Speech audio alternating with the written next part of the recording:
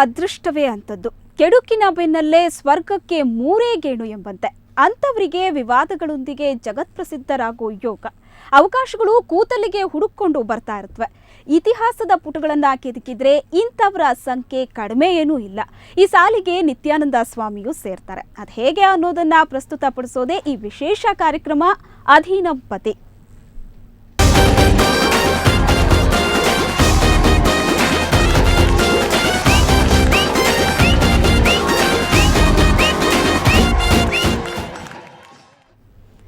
Bidadi to Madurai, ಇದು ನಿತ್ಯಾನಂದರ ಹೊಸ route map. ಹೌದು, ಮಧುರೈನಲ್ಲೂ ಇನ್ಮುಂದೆ ನಿತ್ಯ ಜಪತಪಗಳಿರುತ್ತೆ.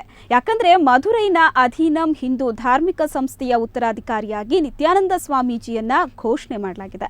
ಈ ಸಂಸ್ಥೆಯ 293ನೇ ಪೀಠಾಧಿಪತಿಯಾಗಿ ನಿತ್ಯಾನಂದ ಕಾರ್ಯನಿರ್ವಹಿಸುತ್ತಿದ್ದಾರೆ.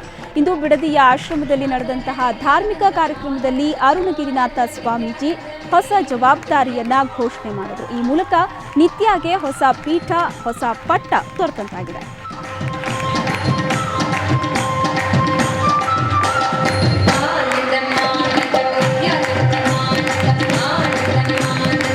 ஒரு பெரிய ஆற்றல் வைக்க, திறமை வைக்க ஞானத்தை தோழி பந்தன் இடம் புகுந்த கண்ட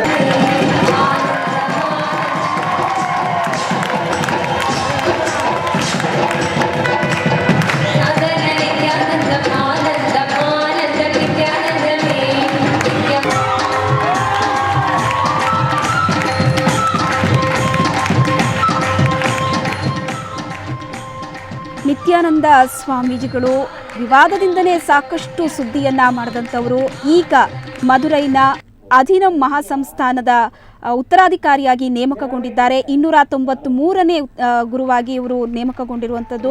ಅಧೀನ ಮಹಾಸಂಸ್ಥಾನ ಮಠದ 292ನೇ ಗುರು ಅರುಣಗಿರಿನಾಥ ಅವರು ಉತ್ತರಾಧಿಕಾರಿಯನ್ನಾಗಿ ನೇಮಿಸಿದ್ದಾರೆ.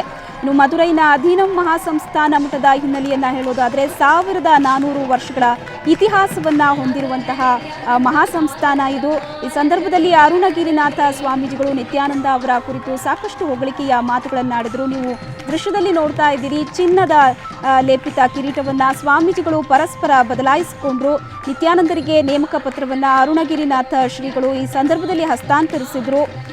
ಇನ್ನು ನಿತ್ಯಾನಂದರ ಬಗ್ಗೆ ಸುಮಾರು 2 ಗಂಟೆಗಳ ಕಾಲ ಅರುಣಗಿರಿನಾಥ ಶ್ರೀಗಳು ಮಾತನಾಡಿದ್ರು, ಅವರನ್ನ ಹಾಡಿ ಹೊಗಳಿದ್ರು. ಇನ್ನು ನಿತ್ಯಾನಂದ ವಿಶ್ವದ ಮಹಾನ್ ದಾರ್ಶನಿಕ ವ್ಯಕ್ತಿ ಅನ್ನುವಂತಹ ಮಾತನ್ನ ಕೂಡ ಅರುಣಗಿರಿನಾಥ ಸ್ವಾಮೀಜಿಗಳು ಈ ಸಂದರ್ಭದಲ್ಲಿ ಹೇಳಿದರು. ಇನ್ನು ಉತ್ತರಾಧಿಕಾರಿಯ ಹುದ್ದೆಯನ್ನ ನೀಡುವಂತಹ ಸಂದರ್ಭದಲ್ಲಿ ಸಾಕಷ್ಟು ಸಂಖ್ಯೆಯಲ್ಲಿ ನಿತ್ಯಾನಂದರ ಭಕ್ತರು ಕೂಡ ಅಲ್ಲಿ ಆಗಮಿಸಿದ್ರು. ಹುಚ್ಚೆದ್ದು ಕುಣಿಯೋದಕ್ಕೆ ಆರಂಭಿಸಿದ್ರು. ಅವರ ಸಂತೋಷಕ್ಕೆ ಪಾರವೇ ಇರಲಿಲ್ಲ. ಒಟ್ಟಾರೆ ವಿವಾದದಿಂದಲೇ ರಾತ್ರೋರಾತ್ರಿ ಎಲ್ಲರ ಬಾಯಲ್ಲೂ ಕೂಡ ನಿತ್ಯಾನಂದರ ಹೆಸರು ಹರಿದಾಡಿದ್ದಂತೂ ಸುಳ್ಳಲ್ಲ. ಕಳೆದ ಕೆಲವು ವರ್ಷಗಳಿಂದ ಈ ವಿವಾದ ನಡೀತಲೇ ಇತ್ತು. ಹಾಗೆಯೇ ಈ ವಿವಾದದ ಬಗ್ಗೆ ಸಾಕಷ್ಟು ಕೇಸ್ಗಳು ಕೂಡ ಬಿದ್ದಿತ್ತು ನಿತ್ಯಾನಂದರ ಮೇಲೆ. ಆದರೂ ಕೂಡ ನಿತ್ಯಾನಂದರು ಯಾವುದಕ್ಕೂ ಜಗ್ಗಲಿಲ್ಲ. ತಮ್ಮದೇ ಆದಂತಹ ವ್ಯಕ್ತಿತ್ವವನ್ನು ತೋರಿಸ್ಕೊಟ್ಟಿದ್ದಾರೆ. ಒಟ್ಟಾರೆ ಈಗ ಉತ್ತರಾಧಿಕಾರಿಯಾಗಿ ನೇಮಕಗೊಂಡಿರುವಂಥದ್ದು ಅವರ ಭಕ್ತರಲ್ಲಿ ಸಾಕಷ್ಟು ಖುಷಿಯನ್ನು ಮೂಡಿಸಿದೆ.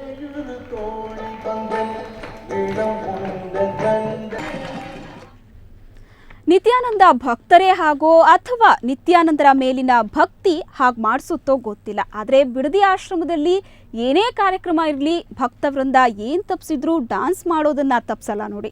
ಇವತ್ತು ಕೂಡ ಡಾನ್ಸ್ ಧಮಾಕ ಇತ್ತು. ನಿತ್ಯ ಭಕ್ತರ ನೃತ್ಯ ವೈಭವ ಹೇಗಿತ್ತು ಬನ್ನಿ ನೋಡೋಣ.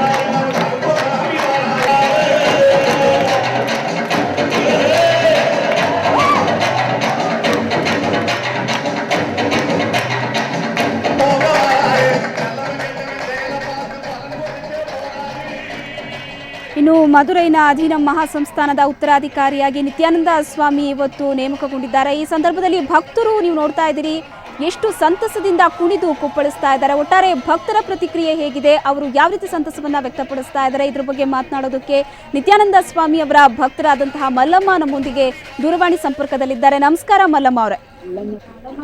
ಹಲೋ ಹಲೋ ಹಾ ನಮಸ್ಕಾರ. ನನ್ನ ಹೆಸರು ಮಾಲಾ ಅಂತ. ಮಾಲಾ ಅವರೇ ಕ್ಷಮಿಸಿ, ನಮಸ್ಕಾರ. ಹೇಗಿದೆ ಅಲ್ಲಿಯ ಒಂದು ಸಂಭ್ರಮ? ಇವತ್ತು ಬಹಳ ಸಂಭ್ರಮದ ಆಚರಣೆ ಅಲ್ಲಿತ್ತು ನಮ್ಮ ಆಶ್ರಮದಲ್ಲಿ. ಇನ್ನ ನಮ್ಮ ಸ್ವಾಮೀಜಿ ಅವ್ರನ್ನ ಏನದು ಮಧುರೈನ ಅಧೀನಂ ಮಹಾಸಂಸ್ಥಾನ ಮಧುರೈ ಆದಿನ ಮಹಾಸಂಸ್ಥಾನದವರು ಗುರು ಮಹಾಸನ್ನಿಧಾನಂ ಅವರು ಬಂದು ಸ್ವಾಮೀಜಿ ಅವ್ರನ್ನ 293ನೇ ಪೀಠಾಧಿಪತಿಯಾಗಿ ಆಯ್ಕೆ ಮಾಡಿದ್ದಾರೆ, ಅವರ ಉತ್ತರಾಧಿಕಾರಿಯಾಗಿ. ಸೊ ಇದರಿಂದ ಅವರು ಇಡೀ ಮಧುರೈ ಆಧೀನಂನ ಯಾವ್ಯಾವ ಆಸ್ತಿ ಇದೆಯೋ, ಯಾವ್ಯಾವ ದೇವಸ್ಥಾನಗಳು ಅವರ ಅಧೀನದಲ್ಲಿದೆಯೋ ಎಲ್ಲದಕ್ಕೂ ಈಗ ಸ್ವಾಮೀಜಿ ಅವರನ್ನೇ ಉತ್ತರಾಧಿಕಾರಿಯಾಗಿ ಆಯ್ಕೆ ಮಾಡಿದ್ದಾರೆ. ಸೊ ಇದೊಂದು ನಮಗೆ ನಿಜವಾಗ್ಲೂ ಬಹಳ ಖುಷಿ ತಂದಂತ ಒಂದು ಅದ್ಭುತವಾದ ಸಮಾರಂಭವೇ ಆಗಿತ್ತು. ಓಕೆ ಮಾಲಾ ಅವರೇ, ನೀವು ಎಷ್ಟು ವರ್ಷದಿಂದ ನಿತ್ಯಾನಂದ ಸ್ವಾಮಿ ಅವರ ಭಕ್ತರು ಅನುಯಾಯಿಗಳು?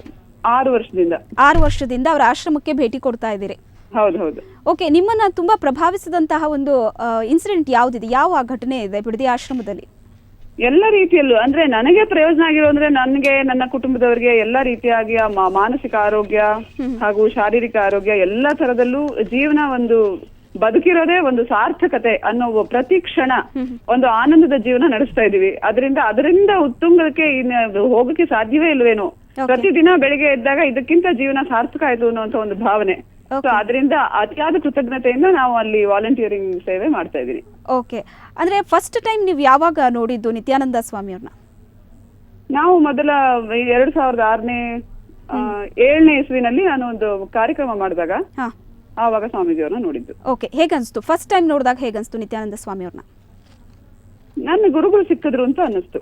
ಓಕೆ, ನಿಮ್ಮ ಒಂದು ಸಮಸ್ಯೆಗಳಿಗೆ, ಕಷ್ಟಗಳಿಗೆ ನೀವು ಹೇಳಿದ್ರಿ, ನಮ್ಮ ಆರೋಗ್ಯದ ಸಮಸ್ಯೆ ಆಗಿರ್ಬೋದು, ಏನೇ ಸಮಸ್ಯೆ ಈ ದಿನದ ಮಧುರೈ ಆಧೀನಂ ಬಗ್ಗೆ ಮಾತಾಡಿ ಅಂತ ಹೇಳಿದ್ರು. ಓಕೆ, ಧನ್ಯವಾದಗಳು ಮಾಲಾ ಅವರೇ ಸುವರ್ಣ ನ್ಯೂಸ್ ಜೊತೆ ಮಾತನಾಡಿದ್ದಕ್ಕೆ. ಚಿಕ್ಕ ವಿರಾಮದ ನಂತರ ಕಾರ್ಯಕ್ರಮ ಮುಂದುವರಿಯುತ್ತೆ.